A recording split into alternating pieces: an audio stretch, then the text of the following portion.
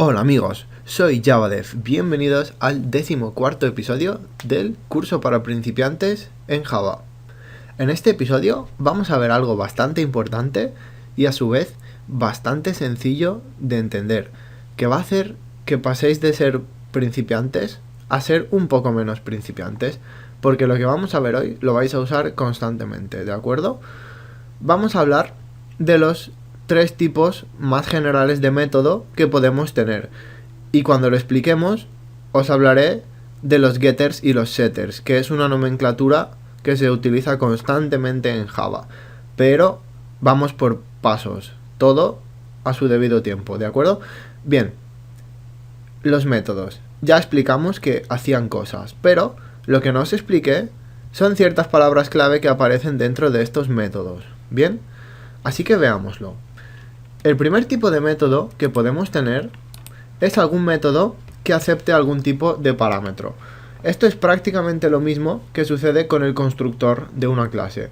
Vamos a crear un método, el más sencillo que se me puede ocurrir ahora mismo, que es void escribe.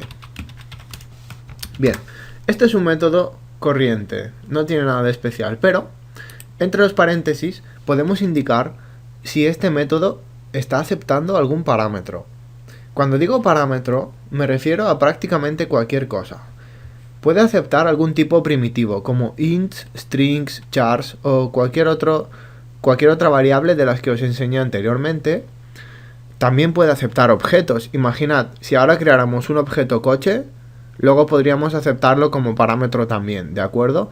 Por supuesto, también podéis aceptar cualquier objeto que exista en la API de Java, pero si no sabéis lo que es la API de Java, no os preocupéis, ya lo explicaremos más adelante. La cuestión, lo que quiero que entendáis ahora, podéis aceptar prácticamente cualquier cosa que exista como objeto en Java, además de las variables primitivas. Así que vamos a hacer que este método acepte un string que se va a llamar texto. ¿De acuerdo? Y dentro vamos a hacer lo siguiente, system.out.println, y vamos a darle como parámetro texto. Es decir, que este método esencialmente va a escribir el texto que le pasemos entre paréntesis. Sé que es un ejemplo bastante sencillo, pero bueno. Así que recordad, en primer lugar, para utilizar un método necesitamos instanciar nuestra clase. Así que prueba mi método pmm, que es el nombre que le voy a dar, es igual a new prueba mi método. De acuerdo. Ahora, para usarlo, solo escribimos pmm, que es nuestra instancia, es decir, es la variable que señala al objeto creado en el montón, recordad los vídeos anteriores, pmm.escribe. Y ahora el texto que le pasemos entre paréntesis lo va a escribir por la consola, sencilla y llanamente. Así que vamos a escribir hola. Hola.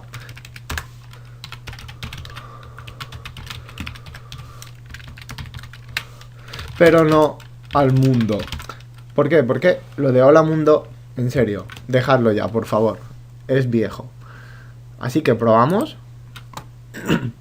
Y como veis, nos aparece en la consola lo que hemos escrito. Muy bien.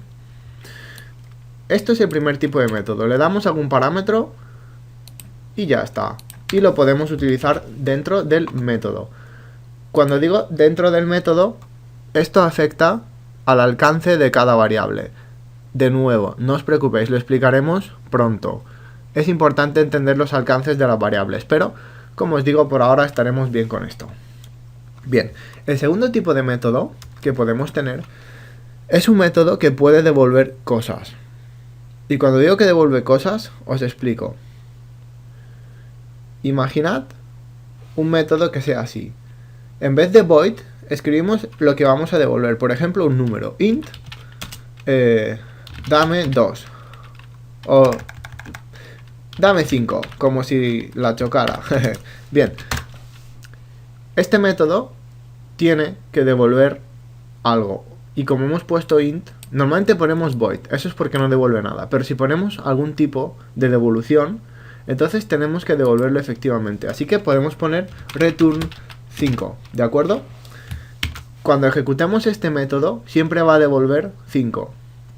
Bien, ¿qué podemos devolver?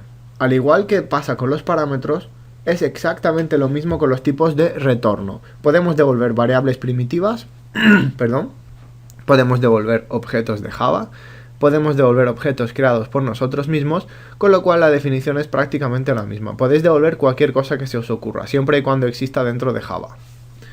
Bien, ¿y cómo se utilizan estos métodos realmente? Muy sencillo.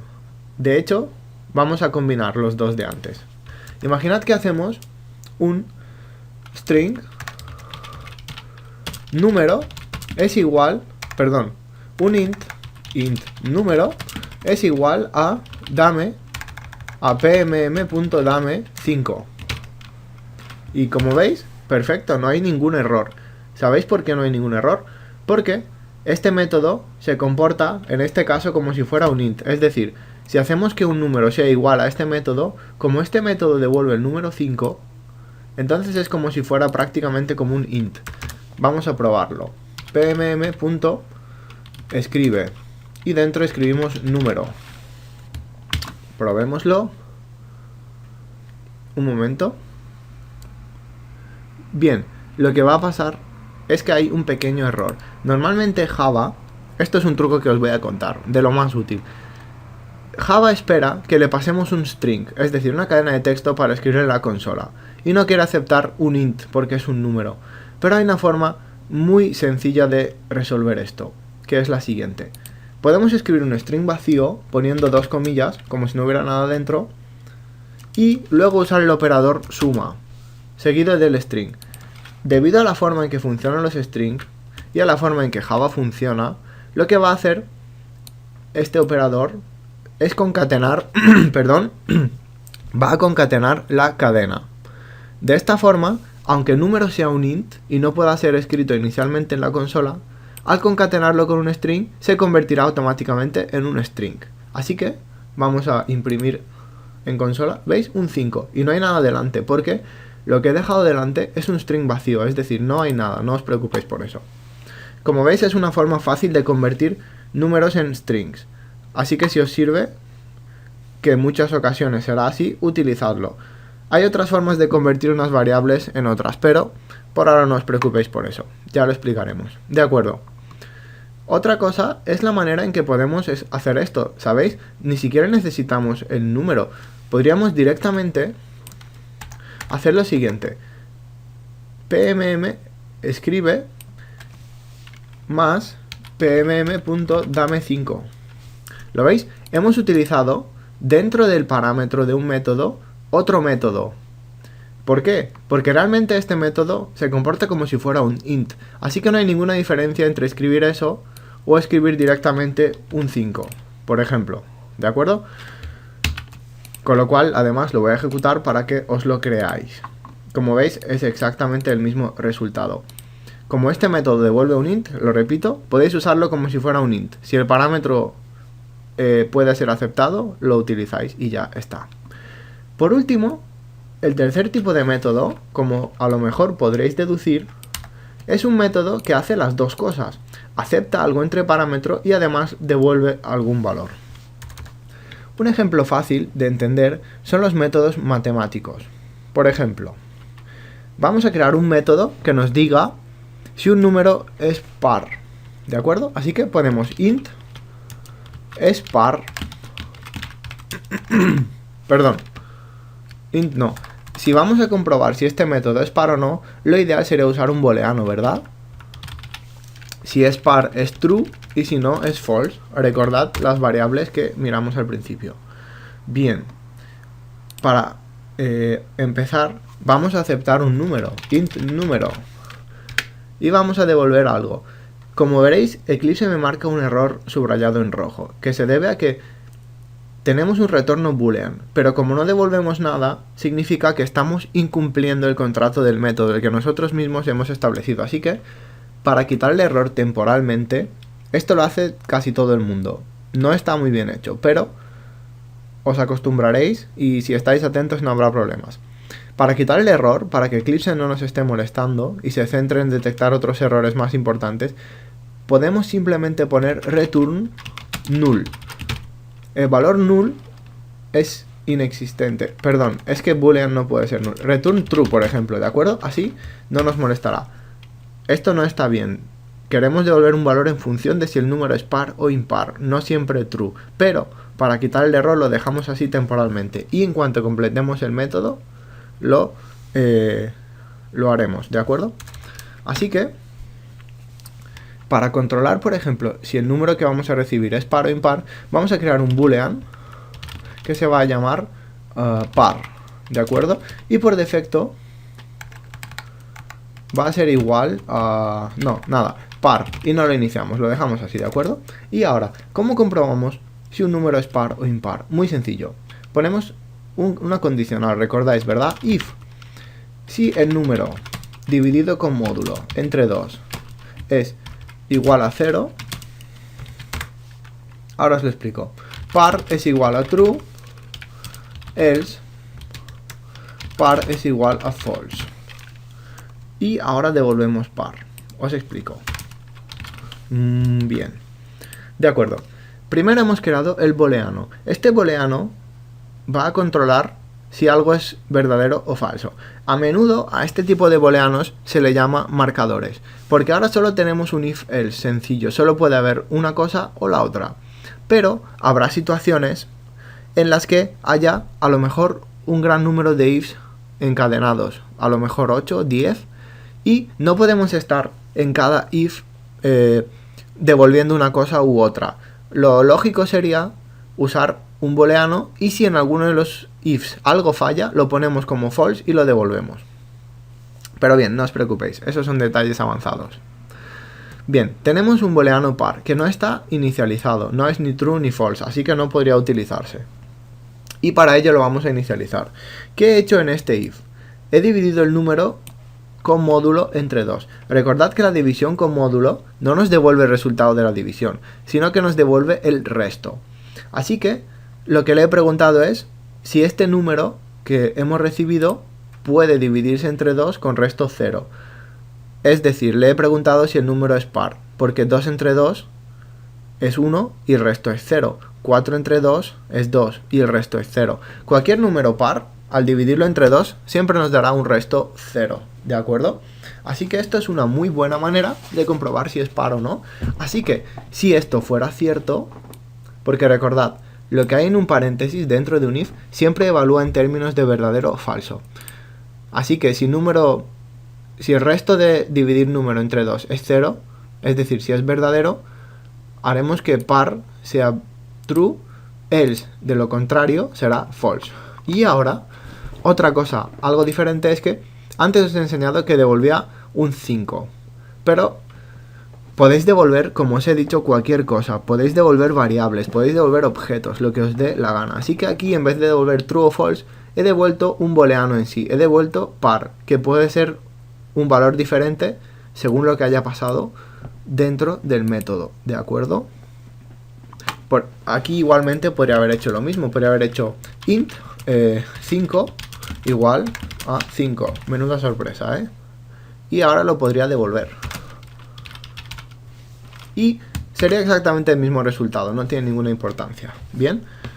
Así que este método, el tercer método, es par, es algo más complejo, como veis. No mucho, pero también es mucho más flexible y útil, porque acepta algo y devuelve algo. Así que ahora mismo podemos hacer lo siguiente. Entremos en el método main y ejecutemos esto, a ver qué pasa. Bien, vamos a crear un booleano. Boolean, podemos llamarlo... Veamos qué nombre le ponemos. Podemos llamarlo par, por ejemplo, igualmente. Y esto os doy una pista. ¿Por qué tenemos aquí un booleano par y aquí también? Se debe a la visibilidad del método, aunque no quiero ahora mismo entrar en detalles porque lo explicaremos muy en profundidad más adelante. La cuestión es que este booleano par solo existe dentro de las llaves de su método. Fuera de él no existe, ¿de acuerdo? Lo mismo pasa con este. Bien, boolean par y lo vamos a dejar así, sin inicializar. Y ahora vamos a hacer una cosa. Vamos a crear aquí otra sentencia if else. Bien. vamos a comprobar algún número, que va a ser, por ejemplo, int número es igual a 3. ¿Será 3 un número par? Es difícil saberlo, ¿verdad? Así que vamos a usar nuestro método para averiguarlo. If, bien, es par, perdón, pmm.espar, y usamos número.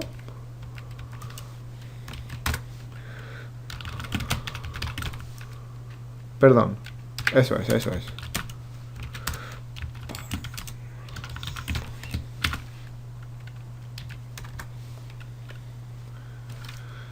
No, de hecho, vamos a hacer otra cosa. Vamos a hacerlo mucho más sencillo. Vamos a quitarlo del par. Y directamente vamos a escribir este sistema. Ups. El número más número, y ponemos otro string, es par. Y lo que voy a hacer es copiarlo abajo.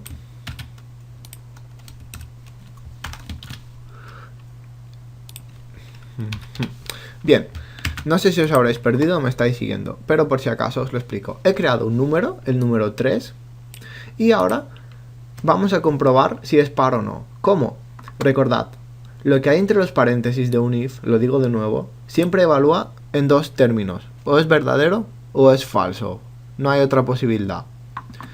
Curiosamente, nuestro método espar devuelve eso precisamente. Devuelve verdadero o devuelve falso. Con lo cual, lo podemos usar dentro de los paréntesis perfectamente. Porque lo que nos pide el if es que algo se evalúe como verdadero o falso. Y eso es justamente lo que hace este método. Así que lo ponemos pmm, nuestra instancia, .espar, y le pasamos un número para que nos lo evalúe. Si esto devuelve true, es decir, si el número que hemos pasado fuera par, devolverá true. Por lo tanto, el número que hemos pasado es par. Si devolviera false, entonces el número que hemos pasado es impar. ¿Cuál será el resultado? ¿Será el número 3 un número par o un número impar? Bien, dos cosas. Veis que el número 3 es impar. Y diréis, sí, todo eso está bien, pero ¿por qué hay cosas rojas en mi consola? El rojo no significa que algo ha ido terriblemente mal. No os preocupéis, este error es algo que le pasa a Eclipse de vez en cuando, que no afecta en nada a los programas que escribáis o ejecutéis. De hecho, ¿cómo os lo puedo demostrar? Ejecutando de nuevo y ahora veréis que no sale nada. Sucede ocasionalmente, no le hagáis mucho caso. Aunque Eclipse en general es un IDE excelente, de vez en cuando tiene sus cosas y tiene sus errores, pero no es nada grave, como os he dicho. Bien, así que el número 3 es impar, menuda sorpresa. Pero bien, con esto espero que os haya quedado bastante claro cómo funciona este tipo de métodos, ¿de acuerdo? Y como os he dicho, ahora vamos a hablar de los getters y los setters, que es una nomenclatura muy famosa dentro de Java, se usa constantemente. De hecho, si sois programadores, si estáis estudiando o si estáis trabajando, es probable que esto os lo estén pidiendo constantemente, aunque a lo mejor todavía no vais a entender bien para qué sirven los getters y los setters, pero yo os lo explico y luego lo detallaremos en episodios futuros. Voy a borrar todo esto, ¿de acuerdo? Bien, vamos a hacer lo siguiente. Vamos a crear una variable, por ejemplo, int número es igual a 5. De esta manera. Y vamos a crear un getter y un setter. Los getters y los setters suenan raros, pero es porque proceden del inglés. ¿Cómo son? Bien, primero está el método get, genérico. Se usa para obtener el valor de una variable. Por ejemplo, en este caso, vamos a usarlo para saber qué valor tiene el número. De esta manera. Int get número. Esta es la forma en la que se suele nombrar al método. Get o set delante del nombre de la variable. Con la pequeña excepción de los booleanos. Si son booleanos, en vez de get o set, se puede poner solo un método, que es isNúmero en inglés. Preguntamos, ¿es un número? Aunque en este caso no tiene sentido, ¿de acuerdo? Porque solo es con los booleanos, con cosas que sean true o false. Como es un número, usaremos get.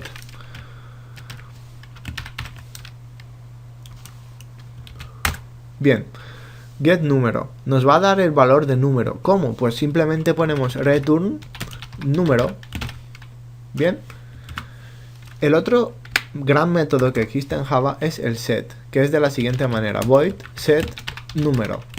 Y este método lo que nos va a permitir es cambiar el valor de número. Bien, ¿cómo?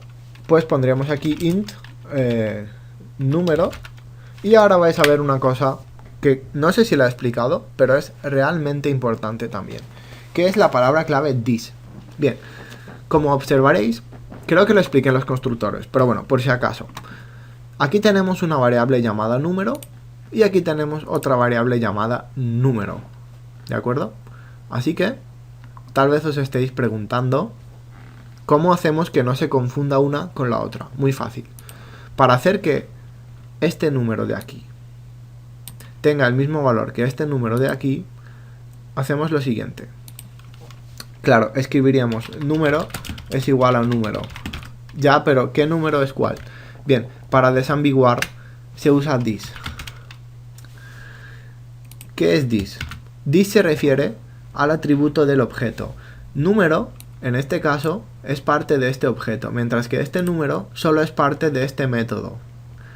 Es lo que os he dicho antes del alcance y de la visibilidad.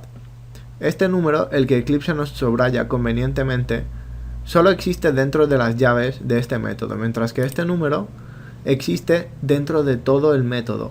¿De acuerdo? Incluso veréis que más adelante podría existir fuera del método, pero bien. De esta manera, con este método, lo que hacemos es que el número, que ahora mismo es 5, pueda tener otro valor, el que nosotros introduzcamos entre paréntesis. Así que vamos a testear esto. pmm.get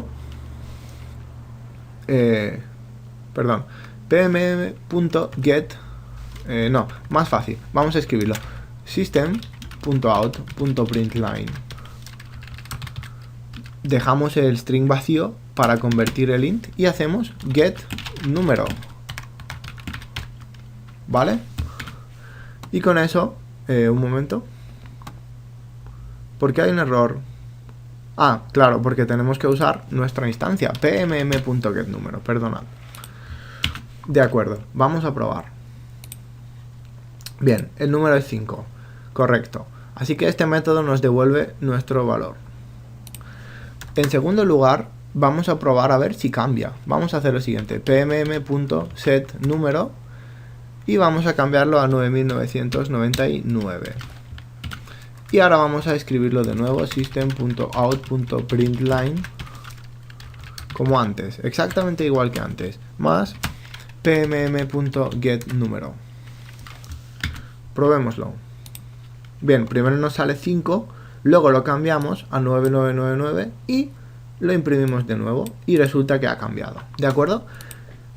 Ahora que sabéis los tipos de métodos que podemos construir, que aceptan parámetros, que retornan parámetros o que hacen ambas cosas, ahora podéis entender los getters y los setters.